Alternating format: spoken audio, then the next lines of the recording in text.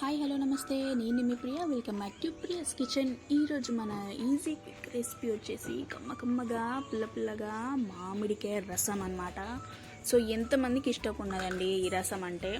So చింతపండుతో కాకుండా మనం ఈసారి వెరైటీగా మామిడికాయతో చేస్తున్నాం అనమాట. సో మరి లైట్ స్టార్ట్.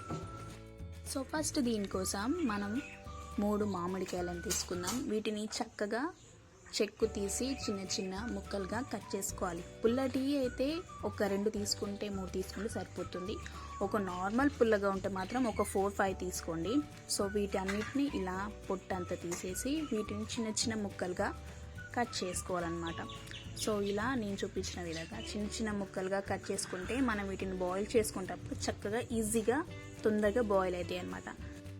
సో వీటన్నిటిని వేరే ఒక గిన్నెలోకి ట్రాన్స్ఫర్ చేసేసుకుందాం. ముక్కలు మునిగేంత వరకు వాటర్ పోసుకొని ఒక 5 to 10 minutes స్టవ్ మీద పెట్టి ఉడికించుకుంటే ఇలా ట్రాన్స్పరెంట్గా అవుతాయి అన్నమాట. సో 5 to 10 minutesలోనే ఇవి చక్కగా ఉడికిపోతాయి. వీటి కోసం పెద్ద శ్రమ పడాల్సిన అవసరమే లేదు. ఇలా చక్కగా ఉడికిపోయాక ఒక స్మాషర్ తీసుకొని చక్కగా మెత్తగా స్మాష్ చేసేసుకోవడమే. ఎందుకంటే గుజ్జు అనేది రావాలి కాబట్టి, పులుపు అనేది వాటర్లోకి దిగాలి కాబట్టి ఇలా అంతా స్మాష్ చేసేసుకొని, పులుపు ఎక్కువ ఉంటే 2 glasses ఆఫ్ వాటర్, పులుపు తక్కువ ఉంటే 1 glass వాటర్ యాడ్ చేసేసుకొని వేరే ఒక గిన్నెలోకి స్ట్రెయినర్ పెట్టుకొని వడపోసుకోవాలన్నమాట. ఎందుకంటే దీంట్లో ఏమైనా పిప్పి లాంటివి ఉంటుంది కాబట్టి మనం ఇలా స్ట్రెయినర్ పెట్టుకొని స్ట్రెయిన్ చేసేసుకుంటే చాలా స్మూత్గా ఉంటుంది అన్నమాట. ఈ బ్యాటర్ కింద కొంచెం గుజ్జు లాంటిది కూడా ఉంటుంది. సో అది కూడా తీసేసుకొని ఆ మ్యాంగో రసంలోకి యాడ్ చేసేసుకోవడమే.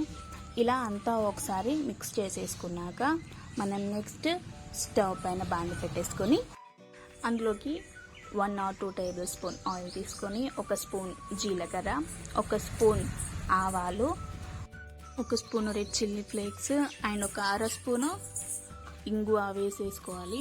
అండ్ ఇందులోకి మనం కాశ్మీరీ చిల్లీస్ ఒక 5 నుంచి 6 వరకు ఇందులోకి వేసుకోవాలి. అండ్ 1/2 స్పూన్ మెంతులు. కాశ్మీరీ చిల్లీస్ ఎందుకంటే కారం తక్కువ ఉంటుంది, కలరింగ్ ఎక్కువ ఉంటుంది అనమాట. సో ఒక 5-6 కరివేపాకు, చిటికేడు పసుపు వేసుకొని చక్కగా మిక్స్ చేసేసుకోవాలి. ముందుగా చేసి పెట్టుకున్న రసంని ఈ పోపులోకి యాడ్ చేసుకోవాలన్నమాట.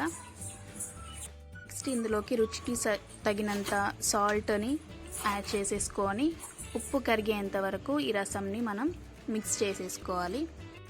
ఉప్పు కరిగిన తర్వాత ఫ్లేమ్ని టర్న్ ఆఫ్ చేసేసుకొని మనం సర్వింగ్ బౌల్లోకి సర్వ్ చేసేసుకోవడమే. సో వేడి అన్నంలోకి ఈ రసం వేసుకొని తింటే ఆహా ఏముంటుంది.